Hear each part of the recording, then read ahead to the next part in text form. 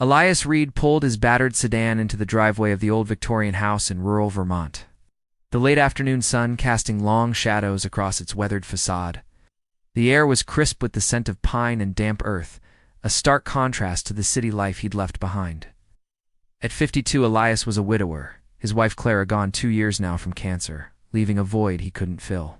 His estrangement from his family, born of a heated argument with his mother a decade ago, had deepened his isolation. In this house, inherited from a distant relative he'd never met, was his chance for a fresh start, a form of therapy through fixing something tangible. The house loomed, its gabled roof sagging, windows like tired eyes. Elias stepped out, gravel crunching under his boots, his duffel bag slung over his shoulder. The lawyer's letter had been vague. Uncle Theodore, a recluse, had left him the place with no explanation. Elias hadn't even known he had an uncle. Curiosity, mixed with a need to escape his loneliness, had driven him here. Inside, the air was musty, thick with dust and time. The foyer opened to a living room with faded wallpaper and creaking floorboards. A stone fireplace dominated one wall, but it was the portrait above it that stopped Elias cold. A painting of a young boy, perhaps 10, with dark hair and piercing eyes. The boy's expression was neutral, almost lifelike, his gaze seeming to follow Elias as he moved.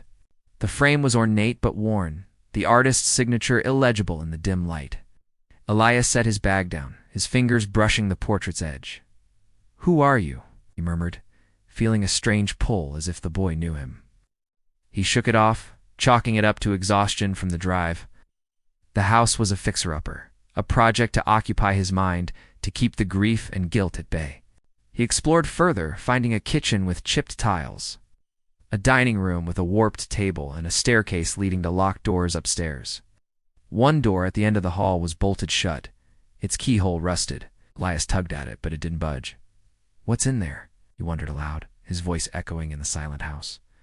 Back in the living room, he unpacked his journal, a habit he'd started after Clara's death, to process his emotions. Writing was his therapy, a way to confront the pain of losing her and the regret of cutting ties with his mother over a petty dispute he could barely recall. He sat by the portrait, pen in hand, and wrote about the house, the boy's eerie gaze, and his hope for healing. As dusk settled, the house grew colder, the windows rattling in the wind. Elias lit a fire, the flames casting flickering shadows across the portrait. The boy's expression seemed to shift, a faint smile, as if approving of the warmth. Elias blinked, rubbing his eyes. "Just the light," he muttered, but the unease lingered. He cooked a simple dinner, canned soup on a camp stove on 8 by the fireplace, the boy's gaze never leaving him. The silence was heavy, broken only by the crackle of logs and the occasional creak of the house settling. Elias wrote more, pouring out his loneliness, his guilt over his mother, his longing for Clara. The portrait's eyes seemed brighter, almost alive, but he dismissed it as fatigue. That night he slept on a cot in the living room, too tired to explore the bedrooms. Dreams came vividly: Clara, laughing in their old garden, then fading into a boy's face, staring from a canvas. He woke with a start, the fire reduced to embers, the room cold. The portrait loomed above, the boy's expression unchanged, yet Elias felt watched. He stood, approaching the painting, his flashlight beam catching the boy's eyes. They seemed to gleam, a trick of the light, but enough to make his pulse quicken. "What's your story?" he whispered, his curiosity growing. The house held secrets, and the portrait was the key. He decided to research its origin, hoping it would unravel the mystery and in turn help him unravel himself. As he settled back on the cot, a faint sound came from upstairs, a creak, like footsteps. He froze, listening, but the house was silent again. The portrait stared down, its neutral expression now tinged with something else, curiosity, perhaps mirroring his own. Elias pulled the blanket tighter, his mind racing. The house was his therapy, but it was also something more, something alive with whispers of the past. The boy in the painting was watching, and Elias couldn't shake the feeling that his journey here was just beginning. Journey into a mystery that might not let him go. Elias Reed woke to the pale light of dawn filtering through the Victorian house's dusty windows, the air heavy with the scent of old wood and lingering grief. The portrait of the young boy above the fireplace stared down, its neutral expression unchanged from the night before. Yet Elias couldn't shake the feeling that it had shifted in his dreams. A smile, a frown, something alive. His cot creaked as he sat up, his journal open beside him, filled with scribbled thoughts about Clara, his late wife, the mother he'd pushed away years ago in a moment of stubborn pride. The house, inherited from a mysterious uncle, was meant to be his therapy, a project to mend his broken spirit, but the portrait's gaze made him question if he was truly alone. He brewed coffee on his camp stove, the bitter aroma grounding him. The living room felt colder than it should, the fire long dead. Elias glanced at the portrait, the boy's eyes catching the morning light, almost glinting. "You're just paint," he muttered, but his voice lacked conviction. Last night's creak from upstairs echoed in his mind, and he decided to explore the house further, hoping to uncover the painting's origin. The staircase groaned under his weight, leading to a hallway lined with locked doors, including the bolted one he'd found yesterday. He tried the handle again, but it held fast. Downstairs, he searched drawers and cabinets, finding only Mathetan linens and cracked china. In the dining room, he discovered a small ledger with faded entries, household expenses from the 1920s, signed by a Theodore Grayson, presumably his uncle. Nothing about the portrait, but the name gave Elias a lead.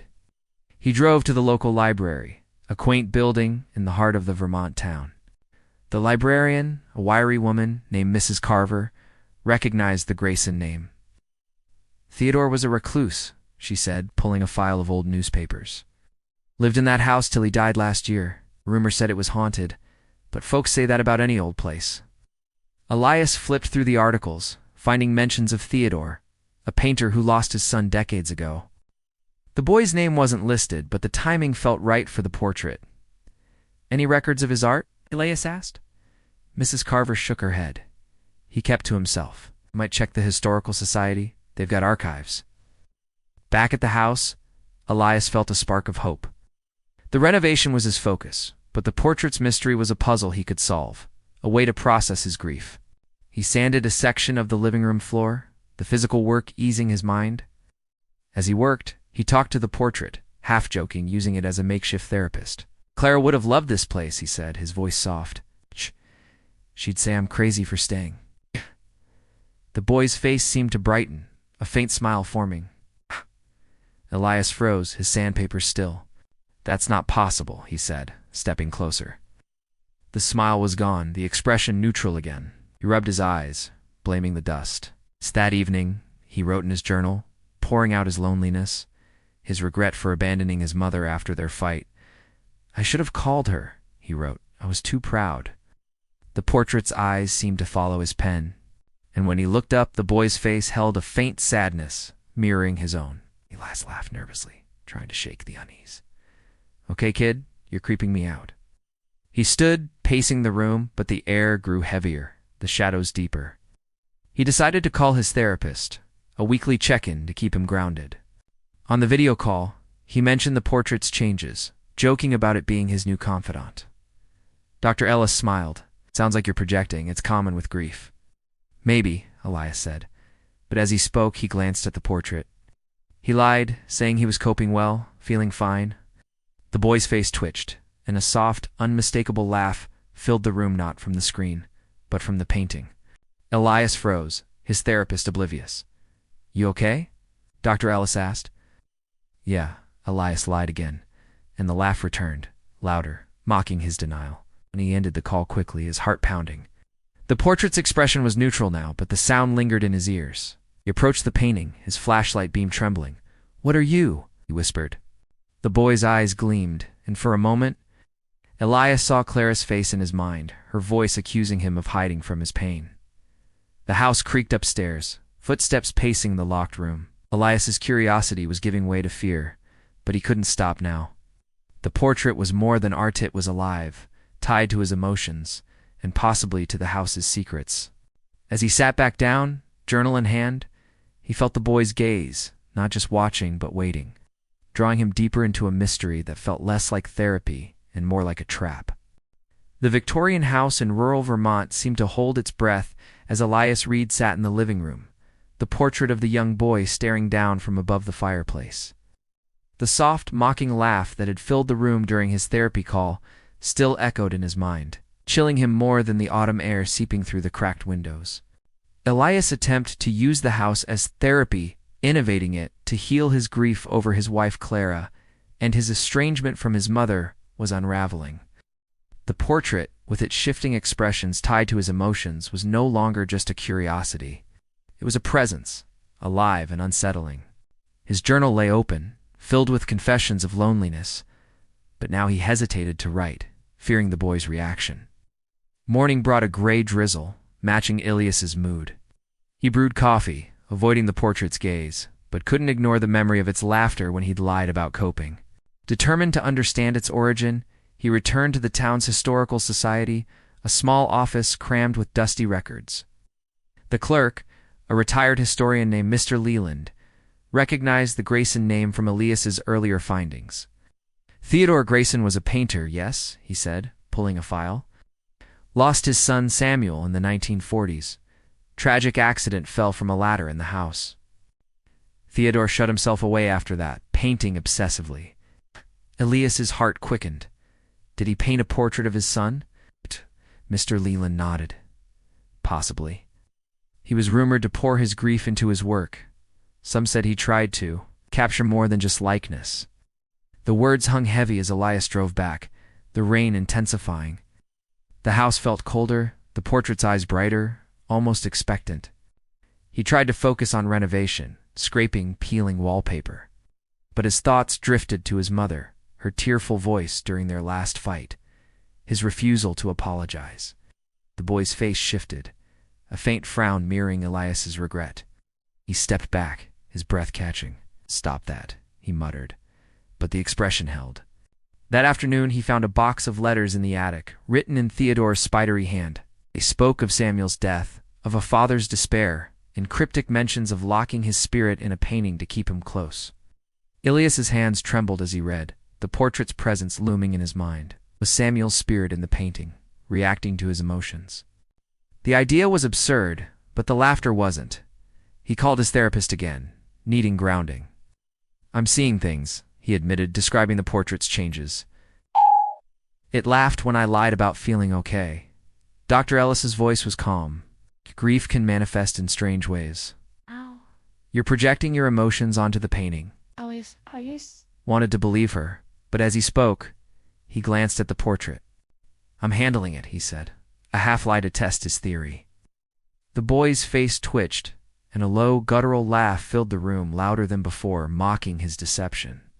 Elias dropped the phone, Dr. Ellis's voice cutting off as the screen froze. "What are you?" he shouted, stepping toward the portrait. The boy's eyes gleamed, and for a moment Elias saw a flicker of himself as a child, standing in his mother's kitchen, turning away from her pleas.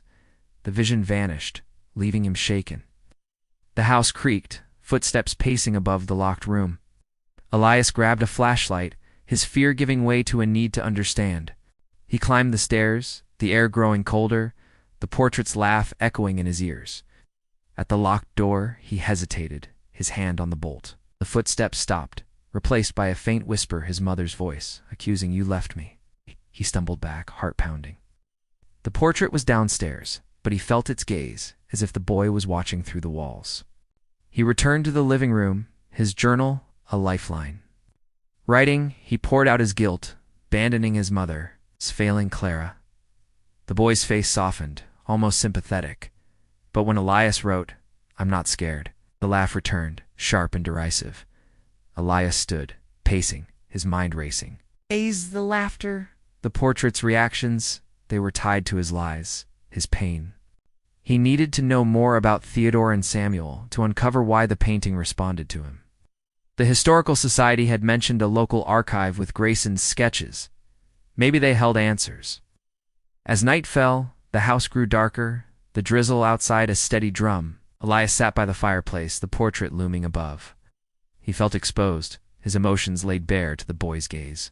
The footsteps resumed upstairs, slow and deliberate, and Elias knew he couldn't ignore them.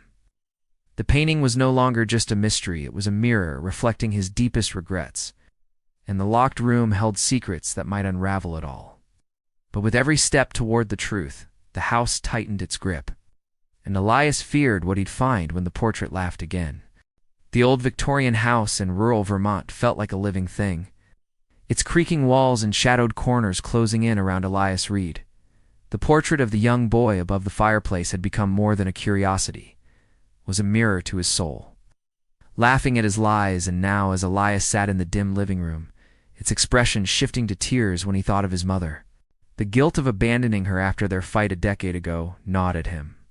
Amplified by the loss of his wife, Clara, the house, meant to be his therapy through renovation, was instead a labyrinth of secrets, with the portrait at its heart. The boy's face, eerily lifelike, seemed to mirror Elias's own childhood features, blurring the line between memory and madness. Elias clutched his journal, his hands trembling, as he wrote about his mother, her warm smile, the way she'd call him Eli before their falling out. The portrait's eyes glistened, and a soft sob echoed through the room, not from Elias, but from the canvas. He froze, his pen dropping. The boy's face was streaked with painted tears, reflecting Elias's longing. "How are you doing this?" he whispered, stepping closer. The tears vanished, the expression neutral again, but the air grew colder, heavy with an unseen presence. Determined to unravel the mystery, Elias returned to the attic where he'd found Theodore Grayson's letters. Among the dust-covered boxes, he uncovered Morris' sketchbook filled with drawings of the boy, Samuel, each labeled with emotions. Joy, sorrow, anger. One page, torn and yellowed, Reed locked his spirit to keep him near. Elias's heart raced. Theodore, grieving his son's death, had done something to the portrait, something unnatural. The boy's emotions weren't just painted, they were alive, responding to Elias's own. Back in the living room, he sat by the fire, the sketchbook open. The portrait's gaze was unrelenting, and when Elias thought of his mother's unanswered letters, the boy's face crumpled again, a low wail filling the room. "Stop it," Elias said, his voice shaking. The wail faded, but the boy's eyes shifted, his head tilting slightly toward the staircase, the locked room upstairs. Elias's breath caught. The footsteps he'd heard before, the whispers of his mother's voice, they came from that room. He climbed the stairs, flashlight in hand, the air growing colder with each step. The bolted door loomed, its keyhole rusted shut. He tugged at it, but it held fast. Behind him, the house creaked, and a faint whisper, Clara's voice, announced, "You left us both." He spun, seeing nothing but shadows, his guilt twisting the words into accusations. He returned to the living room, his mind racing. The portrait was the key, tied to Theodore's grief and Samuel's death. Elias needed answers, but fear was overtaking his curiosity. He called the Historical Society, reaching Mr. Leland. "Did Theodore Grayson ever mention locking emotions in his paintings?" Elias asked, his voice urgent. Mr. Leland paused. There were rumors. He believed art could hold a soul. After Samuel's accident, he grew obsessed, said he'd keep his boy alive through paint. Most thought he was mad. Elias hung up, his eyes on the portrait. The boy's face was neutral, but its gaze was heavier now, as if waiting. He wrote in his journal, confessing his regret for abandoning his mother. His failure to save Clara. The portrait's expression softened. Almost empathetic, but when Elias stood, it shifted again. The boy's head turned fully, eyes fixed on the staircase. He stumbled back, heart pounding. The movement was unmistakable, the canvas rippling like liquid. "What do you want?" shouted. The house answered with a thud from the locked room, followed by footsteps pacing above. Elias's fear surged, but so did his need to understand. The portrait wasn't just reacting, it was guiding him, pointing to the locked room. He grabbed a crowbar from his tools, determined to open the door.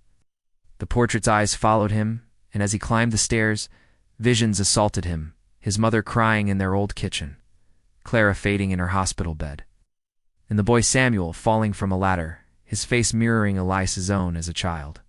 The visions blurred, his past and the portraits merging into a single, suffocating weight. At the door, Elias hesitated, the crowbar cold in his hands.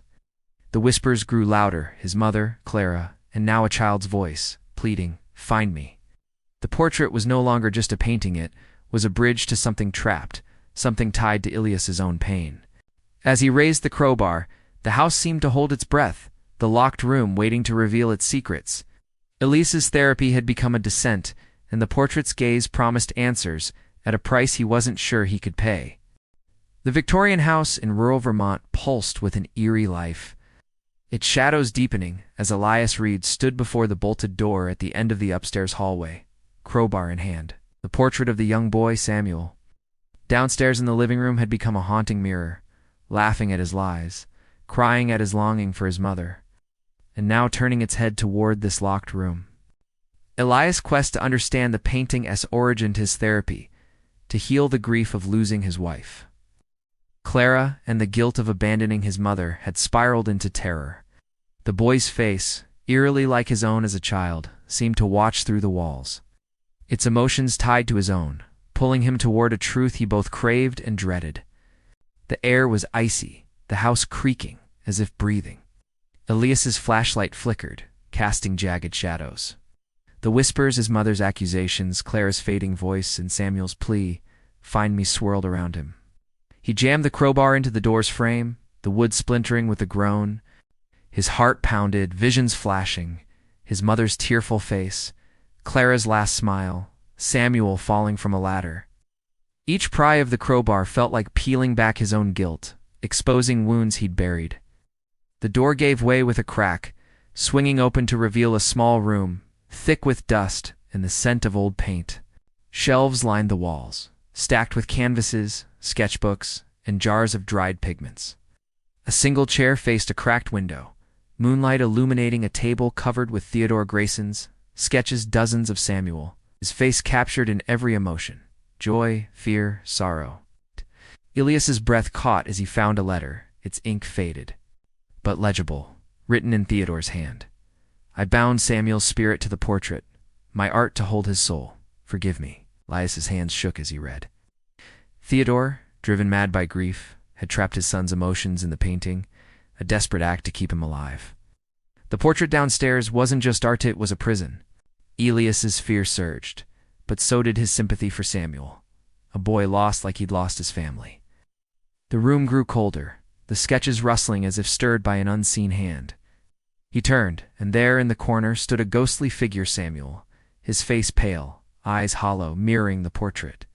"You found me," the boy whispered, his voice echoing with the same sobs Elias had heard. Behind him, other figures flickered: Clara, his mother, blending with Samuel's form, accusing, pleading. Elias stumbled back, the crowbar clattering to the floor. "What do you want?" he shouted, his voice breaking. The portrait's emotions downstairs intensified, the house trembling. He ran to the living room, the boy's face in the painting now twisted in anger, reflecting Elias's own fear. The canvas rippled, Samuel's eyes blazing, and a wail filled the room, not just from the portrait, but from everywhere. Elias grabbed his journal, writing frantically to ground himself. "I'm sorry," he scrawled, addressing his mother, Clara, and Samuel. "I failed you all." The portrait's expression softened, but only slightly, the boy's gaze still fixed on the locked room. Elias realized the spirits wanted more, an offering to free Samuel's trapped emotions. He returned to the room, the ghostly figure stronger now, Samuel at the forefront. "Release me," the boy said, his voice a mix of pain and hope. Elias's guilt overwhelmed him, his abandonment of his mother, his failure to save Clara, mirrored Samuel's fate. He found another letter, tucked in a sketchbook. "To my sister's son, my nephew lost to me, find us." Elias's blood ran cold. Theodore was his uncle, Samuel his cousin, the painting a link to a family he'd never known. The revelation hit like a storm. Elias was tied to this house, this portrait by blood. The spirits pressed closer, their whispers deafening Clara's voice, begging him to let go. His mother's accusing him of forgetting. Samuel's ghost reached out, his hand cold on Elias's arm. "Free me," he pleaded. Elias's mind raced. The letters hinted at a ritual, a sacrifice of something cherished to release the spirit. His wedding ring, Clara's last gift, glinted on his finger. It was all he had left of her, but Samuel's pain, his family's pain, demanded it. The house shook, the portrait downstairs wailing louder, and Elias knew he had to act. His therapy had led him to this moment. But the cost of freeing Samuel and himself might tear open wounds he couldn't close. The spirits waited, the locked room pulsing with their demand. And Elias faced a choice that would bind him to the house forever. The Victorian house in rural Vermont, trembled with an unnatural energy, its walls groaning as if burdened by the weight of trapped souls. Elias Reed stood in the locked room, surrounded by Theodore Grayson's sketches and letters, the ghostly figure of Samuel, the boy from the portrait flickering before him. The revelation that he was Theodore's nephew, Samuel's cousin, had shaken Elias to his core. Tying his own guilt, abandoning his mother, failing to save his wife, Clara to the painting's curse, the portrait downstairs wailed, its emotions mirroring Elias's fear and sorrow, demanding a sacrifice to free Samuel's spirit. The air was thick with whispers, Clara's pleas, his mother's accusations, and Samuel's desperate, "Release me." Elias clutched the letter that confirmed his lineage, his heart pounding. The sketches around him rustled, Samuel's ghostly form growing solid, his pale face etched with pain. "Your family," the boy said, his voice a mix of hope and anguish. "You can end this." The house shook, the portrait's wails echoing from below. Elias's eyes fell on his wedding ring, Clara's last gift, glinting in the moonlight. It was his most cherished possession, a tether to her love, but the spirits demanded a sacrifice to break the curse. His therapy, renovating the house to heal his grief, had led him here, to a moment where redemption meant loss. He stumbled downstairs, the portrait's eyes blazing, Samuel's face now fully animated, twisting between joy and despair. The canvas rippled, as if the boy was trying to break free. Elias's visions intensified, Clara fading in her hospital bed, his mother turning away, Samuel falling from the ladder. The house pulsed, the air icy, and the whispers became a chorus, urging him to act. Elias knelt before the portrait, his hands trembling. "I'm sorry," he said, addressing Samuel, Clara, his mother. "Left you all. I failed you." Tears streamed down his face, and the portrait's expression softened, Samuel's eyes glistening with shared sorrow. He slipped off the ring, its weight heavy in his palm. "This is for you, Samuel," he whispered, "to set you free." He placed it on the fireplace mantel, beneath the portrait, a symbol of his willingness to let go. The house groaned, the air shimmering, and Samuel's ghost appeared beside him. No longer in the painting, but in the room, his form translucent but whole. "Thank you, Eli," Samuel said, his voice clear, using the nickname Elias's mother once used. The boy's face brightened, a smile breaking through, and the portrait's canvas stilled, its colors fading to a dull gray. The whispers quieted, but the house shook harder, the walls cracking as if releasing a long-held breath. Elias felt a surge of relief, but it was tinged with dread. He ran back to the locked room, finding a hidden drawer in the table, revealed by the shaking. Inside was a family tree, penned by Theodore, tracing Elias's lineage to his mother, Theodore's sister. A final note read, "To my nephew, find us, forgive us." Elias's chest tightened. He was part of this house, its pain, its curse. The spirits of Clara and his mother appeared faintly, their faces soft, forgiving. "You found us," his mother whispered, and Clara nodded, her smile warm. They faded, leaving Samuel's ghost, who reached out, his hand passing through Elias's. "You're free too," Samuel said, his form dissolving into light. The house fell silent, the air warming, the portrait now just a painting, its magic gone. Elias sank to the floor, exhausted but unburdened. He'd freed Samuel's spirit, confronted his guilt, and found his family's truth. The ring remained on the mantel, a reminder of his sacrifice. He packed his journal, ready to leave, but as he stepped outside, the portrait's frame creaked, its empty canvas seeming to watch.